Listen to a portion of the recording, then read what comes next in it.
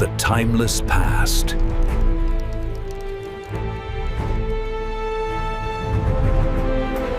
Discovering the real Roman home life, the two Romes, palace and tenement.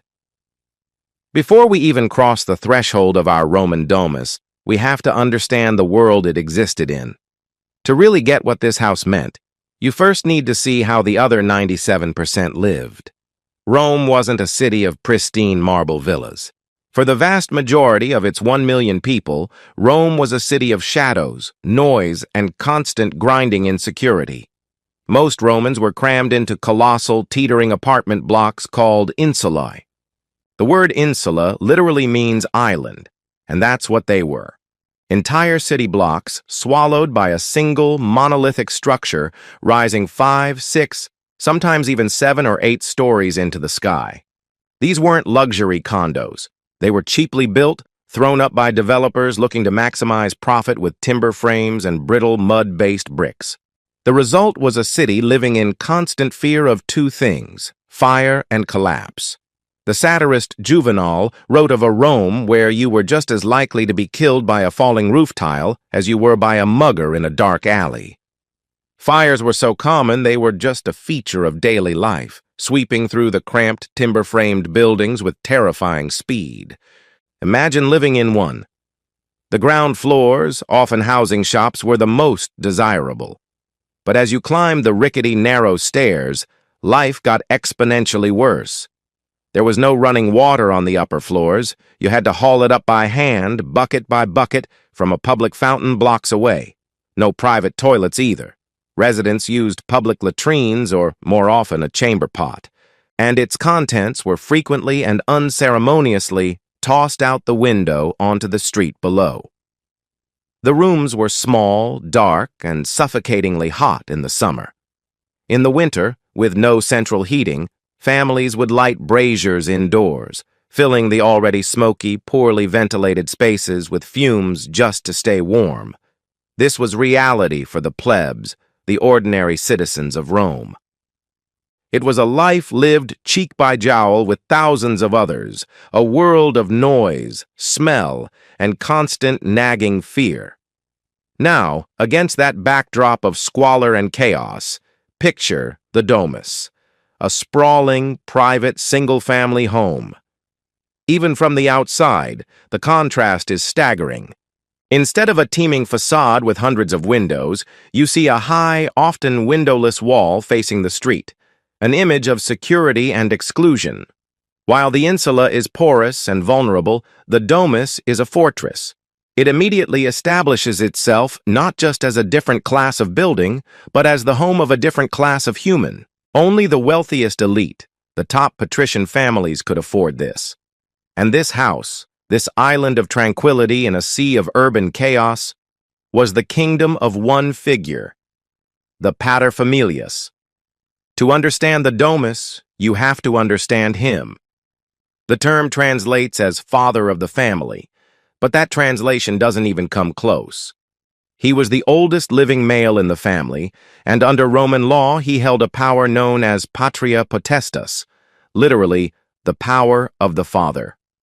This was, at least in theory, absolute authority. While its harshest aspects were rarely used in later Roman history, the law gave him the power of life and death over everyone in his household, known as the familia. The familia didn't just include his wife and children, it was his sons' families, even if they were grown men, plus every slave and servant under his roof. He owned all the property. He decided who his children married. He could even sell his children into slavery. He was the sole legal entity of the household, its chief priest, its chief executive, and its absolute monarch. So when we step into the Roman domus, we aren't entering a neutral space. We are entering this man's seat of power. Every architectural feature, every decorative choice is designed to reinforce his authority, project his status, and control every single interaction within its walls. This house is his suit of armor, his throne room, and his stage. The approach, the vestibulum and fosses. Our journey begins where any visitors would, on the street. The entrance to a Roman domus was a carefully orchestrated experience, designed to filter, impress, and intimidate from the very first step. You didn't just walk into a domus, you were permitted to enter. The first space you hit is the vestibulum. This wasn't a cozy foyer. It was an entrance hall, a buffer between the chaotic public street and the controlled private world of the family. In many grand homes, the main door was set back from the street, creating a deep entryway where visitors had to wait, on full display to any passers-by. They were already in the owner's territory, but not yet granted full access. Flanking this entrance, you'd often find tabernae, or shops, built right into the front of the domus and rented out. This might seem odd, blending commerce so directly with an elite home, but it was a genius move. It generated income, but more importantly, it meant the approach to the master's house was always bustling with activity that he ultimately controlled. It signaled that this was a man of business, a hub of economic power. As a visitor, a client, you'd pass these shops and approach the main door. And here, the psychological games would begin. The floor of the vestibulum was often decorated with mosaics. One of the most famous designs was a snarling guard dog, often with the words, "Cave Canem," beware of the dog. They may have had an actual dog, but the message was symbolic, and it was crystal clear: you are entering a powerful domain. Proceed with caution, show the proper respect. Passing through the heavy outer doors, you enter a short, narrow corridor called the fosses, which is Latin for jaws. The name is no accident. You are literally passing through the jaws of the house, being swallowed into its inner world. This corridor was often kept dark, which served a dramatic purpose. As you walk through it, your eyes adjust, and then you emerge into the breathtaking heart of the home, a space designed to overwhelm your senses and instantly put you in your place. You've arrived in the atrium. The public stage, the atrium. Stepping out of the dark fosses and into the atrium was like walking onto a grand stage. This was the public heart of the Roman domus, and every single element was calibrated for maximum impact. It was a huge, semi-public reception hall, often soaring to the full height of the house. Your eyes are immediately drawn upward, to a large rectangular opening in the roof called the compluvium.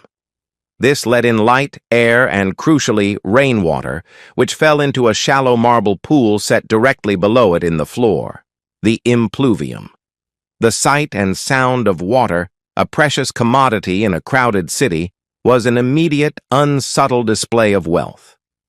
While the plebs were hauling water up 6 flights of stairs, the owner of this domus had it literally falling from the sky into a beautiful basin in the center of his home. The impluvium often fed an underground cistern, giving the household its own private water supply. This one feature, light, air, water, spoke volumes about the owner's status. But the atrium was more than just an architectural marvel. It was the epicenter of Roman political and social life. It was here that the paterfamilias performed one of his most important daily rituals, the salutatio, or the morning greeting. Every morning, shortly after dawn, the doors of the domus were thrown open, and the master's clients would arrive to pay their respects. This patron-client relationship was the absolute bedrock of Roman society. The client, a person of lower status, offered his services, a vote, business support, his presence in the patron's entourage, and in return, the patron provided protection, legal aid, or maybe just cash. The salutatio was this system made real. Clients would line up in the atrium, arranged in a strict order based on their own rank. A poor freedman might be at the back, hoping for a handout of food or a few coins, the sportula. An ambitious politician might be further up, seeking an endorsement. They would all wait, sometimes for hours, for a brief audience with the paterfamilias, who would hold court. You can just imagine the scene. 100 people crowded into this grand hall, their voices hushed. The air is thick with ambition, anxiety, and deference.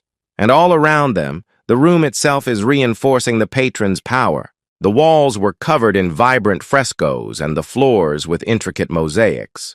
These weren't just pretty pictures, they were power moves. Mythological scenes signaled the owner's education, linking him to the virtues of gods and heroes. A mosaic of Odysseus would align the owner with the hero's cunning and perseverance. Scenes of exotic animals spoke of the vast reach of his wealth. Most intimidating of all were the imagens maiorum, the death masks of his ancestors. These were wax masks made from the faces of distinguished family members at death, stored in small wooden cupboards in the atrium. On special occasions, they'd be worn by actors in funeral processions, creating the bone-chilling illusion that the family's great ancestors were marching with the living. Their presence was a constant, silent reminder that this paterfamilias wasn't just an individual. He was the current head of a powerful dynasty. To deal with him was to deal with the weight of Roman history. Finally, in a prominent corner, there was the lararium, the household shrine to the guardian spirits of the family. The paterfamilias led daily rituals here, reinforcing his role as chief priest. But placing it here, in the most public part of the house? That was a political act. It broadcast the family's piety, its adherence to traditional Roman values, linking their success to divine favor. The message, this family is successful because the gods themselves approve. So the atrium wasn't just a room. It was a machine, a perfectly calibrated environment for the daily ritual of power designed to awe visitors into submission before the master even said a word. The nerve center, the tablinum. Positioned at the far end of the atrium, commanding a direct view over the entire public stage, was the tablinum. This was the master's office, the command center for the family's entire operation. Its placement was a stroke of architectural genius. It was typically separated from the atrium only by a large curtain or wooden screens, not a solid wall. This meant the paterfamilias, while doing business, could be seen by the crowd of clients in the atrium. He was a visible symbol of power in action, a general surveying his troops. And from his vantage point, he could see everyone in the atrium. He could watch who was talking to whom, gauge the mood of the crowd, and summon people for a private audience. This sightline was a critical tool of social control, keeping everyone on their best behavior. The tablinum was also the gateway to the more private part of the house, the peristyle garden behind it. Getting past the tablinum and into this inner sanctum was a sign of immense favor, a privilege for only the closest family and friends. So the tablinum became this critical threshold, a boundary between the public world of business and the private world of the family, and the paterfamilias was its sole gatekeeper. Inside, the tablinum was all business. This is where the family's wealth and history were literally stored. It would hold the arca, a strong box for valuables, and chests holding the family's extensive records. Land deeds, loan records, business contracts, and detailed genealogies proving the family's noble bloodline. This was the data center of the household's power. Here, the paterfamilias would meet his most important clients, negotiate sensitive political deals, and manage his estates. The room would be decorated to project an aura of serious authority and intellect. Busts of philosophers or famous statesmen might line the walls, suggesting the owner was a man of learning and wisdom, not just a man of action. Being invited into the tablinum completely changed an encounter. Out in the crowded atrium, a client was one of many. Here, in the quiet, controlled space of the master's office, he was given a privileged audience. It was a power move, a way to elevate a visitor's status while reinforcing the patron's role as the one who bestows that favor. The tablinum was the brain of the domus, where the social capital generated in the atrium was converted into real political and economic power. The art of the deal, the triclinium. If the atrium was the stage for public deference, the triclinium, or dining room, was the theater for elite social combat. An invitation to a Roman dinner party, a cena, was never just about a meal. It was a chance to network, forge alliances, subtly assert dominance, and gather intelligence. The very design of the room and the rules of the meal were steeped in hierarchy. The name triclinium comes from the Greek for 3 couches. The room was defined by 3 large couches in a U-shape around a low central table. Guests didn't sit. They reclined, leaning on their left elbow, a posture that had become a potent symbol of status and leisure. Only the elite reclined. Commoners, children, and slaves ate sitting up if they were lucky. Each couch held up to 3 diners, making the standard party a group of 9. But this wasn't a free-for-all. The seating arrangement, the locus, was rigidly hierarchical. The couches were designated imus, lowest, medius, middle, and summus, highest. The spot for the guest of honor was on the middle couch right next to the host, who was on the lowest couch. Your assigned seat was a public declaration of your exact standing in the host's eyes. Being put on the lowest couch wasn't necessarily an insult, but a promotion to a better seat at a future dinner was a clear sign you were moving up. A demotion was a humiliating public rebuke. The seating chart itself was a weapon. Then came the food. The meal was a performance of the host's wealth. He'd serve a dizzying array of courses with exotic ingredients from the farthest corners of the empire, oysters from Britain, spices from the East. The presentation was just as important, with food often disguised to look like something else, a pig made to look like a fish, just to show off the chef's skill. But this generosity often had a cruel twist. It was a known practice to serve different quality food and wine to different guests at the same table. The honored guests might dine on roasted boar and drink the finest wine, while those of lower status on the low couch would get cheaper fish and watered-down vinegar wine. The Roman author Pliny the Younger complained bitterly about this in a letter, but for many hosts, it was a deliberate way to remind everyone of their place. Between courses, there was entertainment, musicians, acrobats, a poet. But the main event was the conversation. This was where political strategies were debated, business deals were brokered, and reputations were made or broken. The host, reclining at the head of his table, presided over it all, guiding the conversation and subtly pulling the strings. The triclinium was a microcosm of Roman society, a competitive environment where every gesture, every word, and every bite was loaded with meaning. It was business conducted under the guise of pleasure, a battlefield disguised as a dinner party. The private world, cubicula and peristelium. Beyond the public and semi-public stages lay the private heart of the domus. To be invited here was to be accepted into the family's inner circle. This transition was often marked by a move into the peristelium, or peristyle garden. If the atrium was an imposing space designed to awe outsiders, the peristyle was a private paradise carved right out of the city's chaos. It was a central garden, open to the sky, surrounded by a covered, colonnaded walkway. Here, the family could escape the noise and formality of the public rooms. The garden was a showcase of wealth and taste, filled with fountains, statues, fragrant flowers, and exotic plants. It was a demonstration of the owner's power over nature itself, creating a perfect, idyllic landscape inside his own home. Surrounding this garden were the more private rooms, smaller dining rooms for intimate gatherings, a library, and the family's bedrooms, or cubicula. The cubicula are a huge contrast to the grand reception areas. They were typically small, sparsely furnished, and often windowless, getting light from the peristyle or atrium. They were purely for sleeping.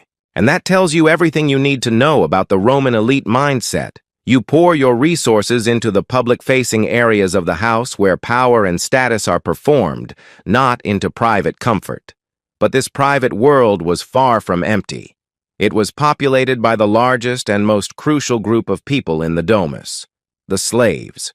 A wealthy household could have dozens, even hundreds. They were the invisible engine that made the entire performance possible. They cleaned the mosaics, tended the garden, cooked the elaborate meals, and attended to the family's every need. They were also a constant, silent presence, privy to the family's most intimate secrets. Their living conditions were a world away from the family's. They had no rooms of their own, often sleeping on mats in corridors, in storage rooms, or in tiny cells under the stairs. Female domestic slaves were incredibly vulnerable, often subject to the sexual whims of the master, his sons, or even his guests, and any child born from such an encounter was born a slave. Yet within this brutal system, slaves were also an information network. Body slaves who dressed the master, maids who served in private meetings, attendants who delivered secret messages, they heard and saw everything. They knew about the secret debts, the political conspiracies, and the illicit affairs. While legally they were property, their intimate knowledge gave them a subtle, often underestimated form of power. They were the backstage crew for the grand theatrical production of the Domus. The serene beauty of the peristyle and the privacy of the bedrooms were illusions, maintained only by the tireless, coerced work of this hidden population. So when you strip it all down, the Roman Domus wasn't a home in our sense of the word at all. It was a physical manifestation of the Roman social order, a machine engineered for acquiring and holding on to power. From the warning on the floor of the vestibulum to the calculated seating chart of the triclinium, every space was designed to send a message of hierarchy and authority. The layout created filters, controlling movement and access, separating the public from the private, the low-status client from the high-status friend. The owner, the paterfamilias, was the director of this daily drama, using his home as the stage. The house wasn't just his castle. It was his billboard, his resume, and his weapon in the relentless competition of Roman society. It reminds us that for the Romans, architecture was never just about shelter. It was about making a statement, and that statement was, unequivocally, I am in charge. And it makes you look at our own homes differently, doesn't it? Here's a thought for you. What does the design of your home say about our modern values? Are our open-plan kitchens a sign of a more equal family life, or just a new kind of stage for domestic performance? What does our obsession with privacy or smart technology say about what we think is important? I'd love to hear your thoughts in the comments below. If you found this journey into the Roman Domus fascinating, please give this video a like, and be sure to subscribe and hit the notification bell for more explorations into the hidden worlds of the past.